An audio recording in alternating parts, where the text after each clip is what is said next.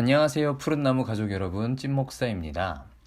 오늘은 더 베이직 제6강 교회 성도 간의 사귐 시간입니다.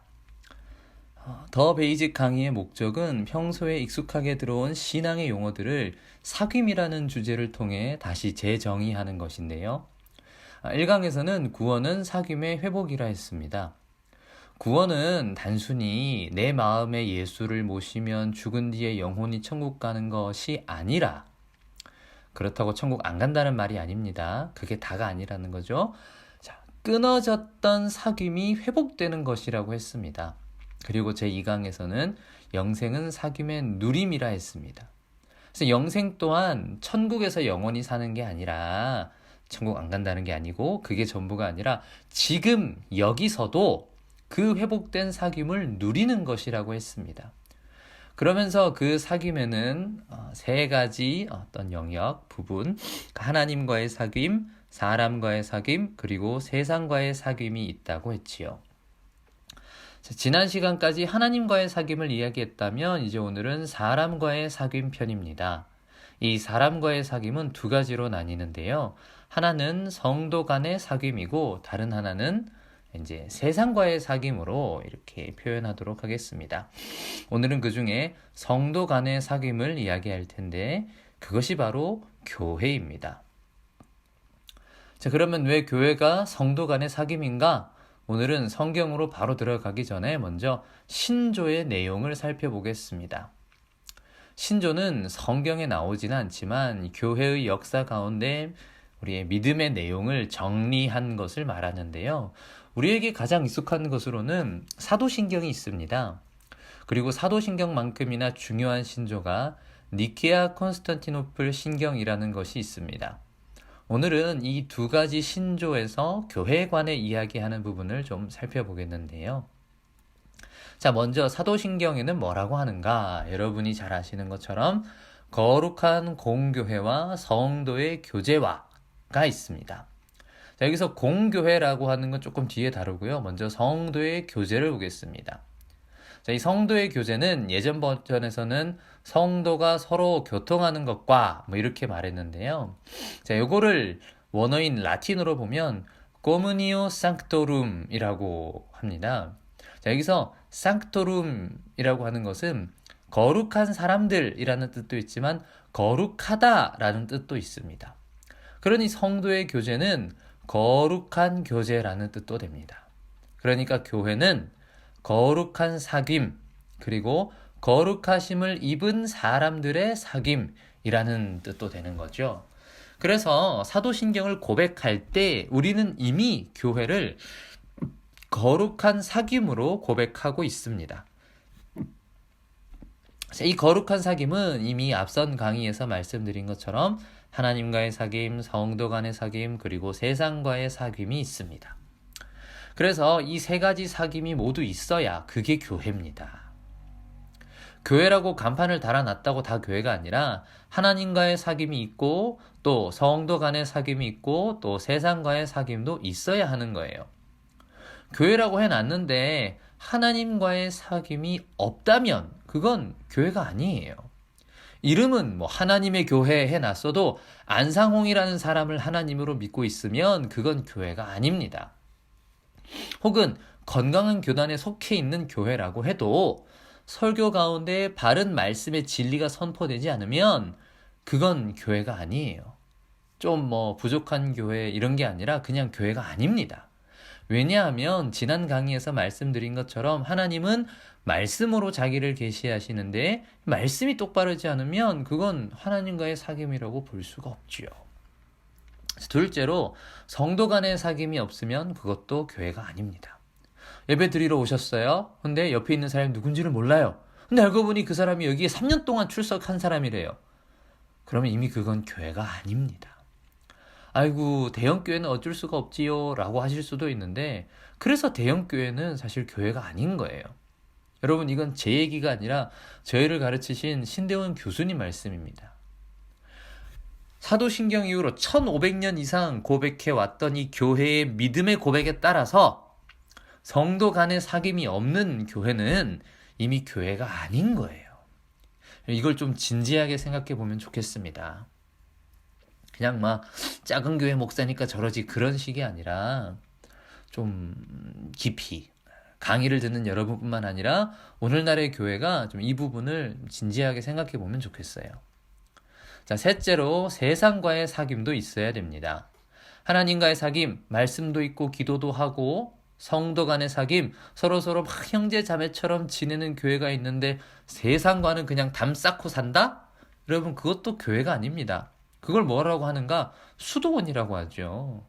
뭐 수도원도 나름의 기능이 있겠지만 그건 교회가 아닙니다.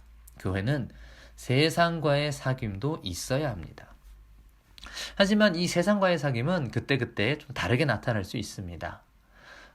때로는 협력 관계에 있을 때도 있고 때로는 대립 관계에 있을 수도 있어요. 이게 그 교회와 세상의 그 관계에 따라 우리가 어떻게 사귀어야 되는가 하는 내용은 좀 다를 수 있습니다. 늘 똑같지는 않아요. 하지만 사귐이 있어야 한다는 것은 변함이 없습니다. 자, 그런데 이게 교회인데 지금 우리가 보고 있는 교회는 다 이렇게 하고 있는가? 라고 물으면 좀 대답하기가 쉽지 않아요. 그러면 우리가 보는 교회는 다 그러면 교회가 아니냐? 이렇게 말하기도 힘듭니다. 왜냐하면 우리가 보고 있는 이 교회랑 신조에서 말하는 교회가 조금 다르거든요. 자, 이것을 오늘 다룰 두 번째 신조인 니케아 콘스탄티노플 신경을 통해 알아보겠습니다. 니케아 콘스탄티노플 신경은 잘 모르는 분이 많아서 한 번 더 설명하자면 이제 기원 후 451년경에 이제 만들어진 것으로 현재 동방정교회나 로마 카톨릭 교회 같은 오래된 교회들, 그리고 우리 개신교에서는 루터 교회나 영국 성공회 등에서 이 사도신경과 같은 권위로 이렇게 사용하고 있는 중요한 믿음의 고백입니다. 그럼 여기서는 교회를 무엇이라 하느냐? 이렇게 말합니다. 우리는 하나이고 거룩하며 보편적이고 사도적인 교회를 믿습니다. 라고 합니다. 자, 여기서 교회의 네 가지 속성이 나옵니다. 그것은 바로 통일성, 거룩성, 보편성, 그리고 사도성입니다. 통일성은 쉽게 말해 모든 교회는 결국 하나라는 거예요. 근데 그냥 무작정 모든 교회는 그냥 다 똑같다 이런 말이 아니라 성령 안에서 그리스도를 통해 하나님과 맺는 교제라는 점에서는 모든 교회가 다 하나라는 말입니다. 그래서 지금 여기서 말하는 교회는 지금 우리가 눈으로 보는 이런 교회들을 말하는 게 아니라 보이지 않는 교회, 인비저블 처치를 말하는 것입니다. 이것이 바로 사도신경에서 말하는 공교회예요. 거룩한 공교회 할 때 공교회. 공교회는 영어로 캐톨릭 처치라고 하는데 이렇게 말하면 로마 카톨릭 교회, 그러니까 천주교회랑 혼동할 수가 있죠. 그래서 유니버설 처치, 그러니까 보편적인 교회라고도 합니다. 다시 말해 이 교회가 하나라는 것은 비록 눈에 보이는 교회는 여기에도 있고 저기에도 있고 뭐 서로 구조도 다르고 서로 뭐 예배 방식도 다르고 다 다르지만 결국엔 그 모든 교회가 예수 그리스도 안에서 다 하나라는 겁니다. 자, 어떻게 하나인가? 이 공교회는 사도신경에서는 거룩한 공교회라고 하죠. 여기서 거룩하다는 말은 우리가 다 거룩하다는 뜻이 사실 아닙니다. 거룩함을 입은 거죠. 모든 교회는 다 다르지만 결국 우리 모두가 예수 그리스도의 십자가의 보혈로 죄 용서를 받고 거룩함을 입었다는 점에서 다 하나입니다. 그래서 이런 점에서 교회를 용서받은 죄인들의 공동체라고 합니다. 우리 각자가 원래부터 다 거룩한 게 아니에요. 사실 우리는 다 죄인입니다. 저는 죄인 아닌데요. 자기가 죄인임을 인정하지 않으면 그건 그리스도인이라 할 수가 없어요. 그러나 죄인이지만 죄인으로서만 있는 게 아니라 용서를 받은 죄인들이 모인 곳이에요. 그래서 통일성과 이러한 거룩성을 함께 말할 때 코르푸스 페르믹스툼이라고 합니다. 이것은 이제 섞인 몸, 믹스드 바디라는 뜻인데요. 교회는 한 몸이지만 이런저런 사람들이 다 섞여 있다는 거예요. 자, 세 번째 교회의 속성은 보편성입니다. 이 보편성은 공간적인 보편성과 시간적인 보편성이 있습니다. 쉽게 말하면 교회는 세상 모든 교회, 그리고 역사상의 모든 교회가 다 한 교회라는 말입니다. 뭐 100년 전의 교회는 교회가 아니고 100년 후의 교회는 또 교회가 아니고 그렇게 말할 수가 없어요. 뭐 유럽 교회는 진짜 교회고 미국 교회는 가짜 교회고 그런 게 아니라는 거죠. 교회의 모습이 조금씩 다 다를 수는 있지만 또 교회 안에서도 거룩한 사람 안 그런 사람 막 있을 수 있지만 그래도 다 한 교회입니다. 그러면 그 모든 교회가 다 하나라는 게 어떻게 가능한가? 바로 네 번째 교회의 특성인 사도성에 따라 가능합니다. 사도성은 사도의 가르침을 따른다는 말입니다. 예수님의 제자들인 사도들의 가르침, 그리고 그 사도들의 제자들인 속사도들의 가르침, 그리고 그것이 계속 이어져온 이 사도적 가르침을 따르고 있다면 그 교회는 다 하나라는 것입니다. 그리고 그것을 아주 짧게 요약한 게 신조입니다. 뭐 대표적으로 사도신경이지요. 그래서 제가 신대원에서 배울 때에 저희 이단 사상을 가르치신 교수님께서는 이 사도신경을 근본 신앙 고백이라고 하시면서 이 근본 신앙 고백 안에 있으면 다 한 교회고 이 근본 신앙 고백을 따르지 않으면 그게 이단이다라고 하셨습니다. 뭐 조금 다르다고 무조건 이단이 아니라 같은 고백을 공유하는가 아니면 이 고백과 다른가? 자, 여기에 주목하셔야 됩니다. 자, 이제 지금까지 얘기한 걸 정리해 볼게요. 그럼 교회가 무엇이냐? 교회는 일단 결코 건물이 아닙니다. 여러분 지금까지 얘기한 게 뭐 건물에 관한 이야기입니까? 전혀 아니죠. 지금까지 얘기한 게 조직, 그러니까 뭐 목사가 있고 장로가 있고 뭐 이런 얘기입니까? 전혀 아니죠. 그러니까 교회를 이야기할 때 먼저 건물을 생각하고 조직을 생각하고 그러면 안 됩니다. 뭐 푸른 나무 교회나 다른 뭐 이은교회, 시읒교회, 뭐 비읍교회 이런 교회를 생각하시면 안 돼요. 교회를 생각할 때 제일 먼저 생각해야 되는 건 공교회입니다.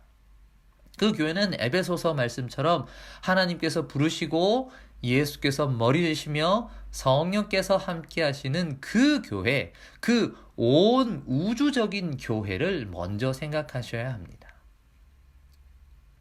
교회는 거룩한 사귐의 공동체이기 때문에 사실 건물 같은 거 없어도 됩니다. 초대교회에 무슨 건물이 있었어요. 사실 건물은 있으면 좋은 거지 그게 교회의 필수 요소는 아니라는 거예요. 조직, 당회, 직분 그런 것도 있으면 좋은 거지 그게 교회의 필수 요소는 아닙니다. 교회의 필수 요소는 하나님과의 사귐, 성도 간의 사귐, 세상과의 사귐 이 사귐이지 건물이나 돈이나 뭐 사람이 많고 적음 같은 게 필수 요소가 아닙니다. 뭐 어디 교단에 소속되고 뭐 좋은 건물이 있고 뭐 찬양대도 있고 뭐 구역을 하네 셀을 하네 목장을 하네 이런 게 교회의 필수 요소가 아니라는 거예요. 제 아무리 장자교단에 속한 교회라 해도 뭐 수백 수천 명이 거기 간다 해도 아무리 대단하고 유명한 목사님이 있다 그래도 하나님과의 사귐이 없다면 또는 성도 간의 사귐이 없다면 세상과의 사귐이 개판이라면 그거는 교회가 아닙니다. 그래서 항상 여러분 교회를 생각하실 때 이 사귐을 꼭 기억해 주시기 바랍니다. 자, 이제 교회가 무엇인가를 얘기했다면 이제는 그 교회는 무엇을 하는가에 관해 좀 이야기를 하겠습니다. 교회가 하는 일은 다음 세 가지 이제 다 시읒으로 시작하는데요. 그것은 선포, 성례, 사역입니다. 이 세 가지에 관해 간단히 이야기하겠습니다. 자, 먼저 선포는 말씀의 선포입니다.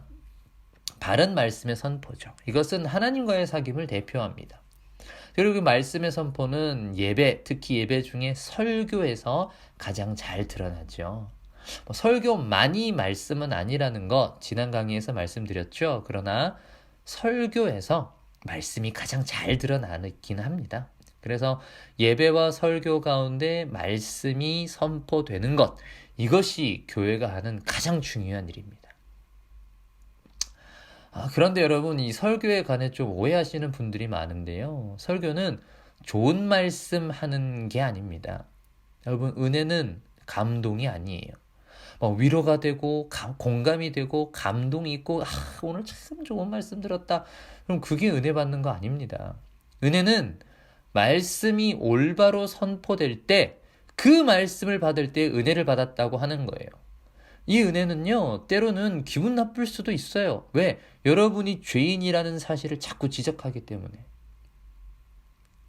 그러면 우리가 왜 자꾸 설교를, 은혜를 막 내가 감동되는 거 이렇게 생각하느냐? 우리가 죄인이기 때문에 그렇습니다. 자기 중심성. 내가 이해가 되고, 내가 기분이 좋고, 나한테 뭔가 도움이 돼야 그게 좋은 거다라는 이 자기중심성이라는 죄성 때문에 설교와 은혜도 그런 식으로 이해하는 거예요. 어떤 설교자는 이 말씀의 기준으로 볼 때 정말 헛소리하고 있는데 막 재밌다고 좋아하는 분도 있고, 어떤 설교자는 정말 바른 말씀을 하는데 재미없다고 막 싫어하는 분들이 있는 걸 볼 때 저는 정말 마음이 답답합니다. 자, 두 번째는 성례의 실행입니다. 자, 성례에는 세례와 성찬이 있죠. 세례는 그리스도인의 삶의 토대가 되는 성례입니다. 자, 세례는 쉽게 말하면 일종의 입회 의식이에요. 그리스도인의 공동체에 들어간다는 거죠.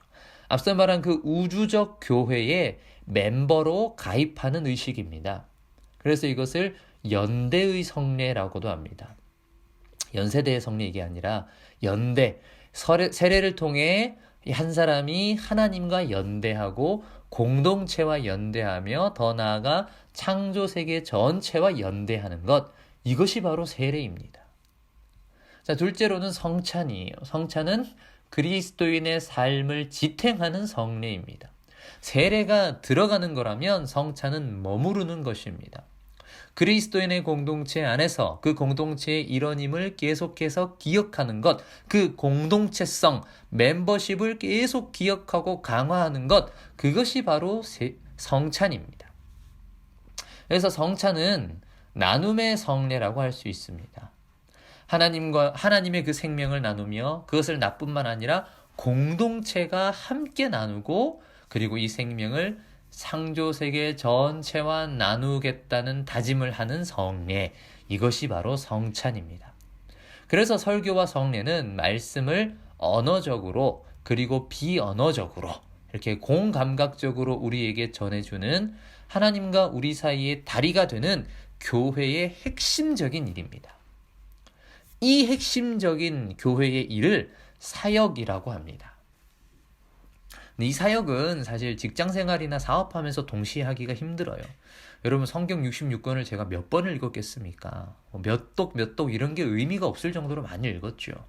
그리고 관련된 공부도 얼마나 많이 하겠습니까? 일주일에 읽는 책이 몇 권 넘습니다. 사실 여러분, 이렇게 직장생활하고 그냥 일상생활 하면서 이렇게 하기는 좀 힘들죠. 그래서 이 사역은 특별히 구별된 사람들이 하게 되는데요. 이것을 안수받은 사역이라고 합니다. 안수, 이렇게 손을 올리는 안수는요, 무슨 신비한 능력이 전수되고 이런 게 아니에요. 자, 안수를 한다는 것은 이 사람들은 앞으로 교회 공동체를 위해 교회의 고유한 업무인 말씀 사역, 설교와 성례를 맡아서 수행하며 살 것이다 하고 구별하는 겁니다. 그리고 교회에는 그 외에 직분도 있죠. 장로나 집사 말입니다. 이거는 뭐냐면 각자의 은사에 따라 교회를 섬기는 거예요. 다시 말해 기능직입니다. 근데 한국 교회에서는 이게 무슨 계급처럼 여겨져서 이 직분 때문에 교회가 난리가 나요. 그리고 특히 장로가 되면 갑자기 목에 힘이 들어가면서 에헴 하더라고요. 사실 장로가 되면 목에 힘이 들어가는 게 아니라 발이 바빠져야 됩니다. 장로는 교회의 영적 사무를 돌보는 사람입니다. 영적 사무가 뭐냐? 신방이에요. 각 성도들의 일상을 살펴보고 잘 지내는지 못 지내는지 살피고 또 어떻게 둬야 할지 이걸 알아보는 것, 이게 장로가 하는 일입니다. 당회실에 모여가지고 가죽 소파 앉아서 교회 재정을 어디에 써야 되나, 이건 사실 장로의 일이 아니에요. 그러면 교회 재정은 누가 관리하나? 이게 사실 집사의 사무입니다. 교회의 행정적인 사무를 돌보는 이가 집사예요. 그래서 예전에는 이걸 돈꾀를 맡은 자라고 했습니다. 원래는 장로가 교회 돈 쓰지 않습니다. 집사가 교회 돈 관리하고 쓰는 거예요. 그러면 교회 가면 다 집사님 하지 않나요? 여러분, 이거야말로 한국교회에서 정말 가장 잘못하는 일 중에 하나입니다. 그냥 교회 1년 다니면 아무나 집사라고 불러요. 이러니 직분을 다들 우습게 보는 겁니다. 그런 거 아닙니다. 그럼 권사는 뭐냐? 사실 장로가 신방을 해야 되는데 한국 교회는 장로를 신방하는 사람이 아니라 헌금 많이 하는 사람 장로 직분 주죠. 이 정말 비성경적인 짓이에요. 그러다 보니 신방하는 사람이 없잖아요. 그래서 신방 잘 다니는 여자분들에게 뭐 하나 이제 자리를 주는 거예요. 그게 권사입니다. 선한 일을 권하고 다닌다고 권사인데요. 사실 이 권사님들이 진짜 장로죠. 교회와 또 신앙생활의 어른으로서 다른 성도들의 삶을 돌보고 위에서 기도하고 또 교회가 이걸 어떻게 도와야 될지를 함께 고민하는 일, 이게 사실 장로의 일인데 지금 권사님들이 이 일을 하시지 않습니까?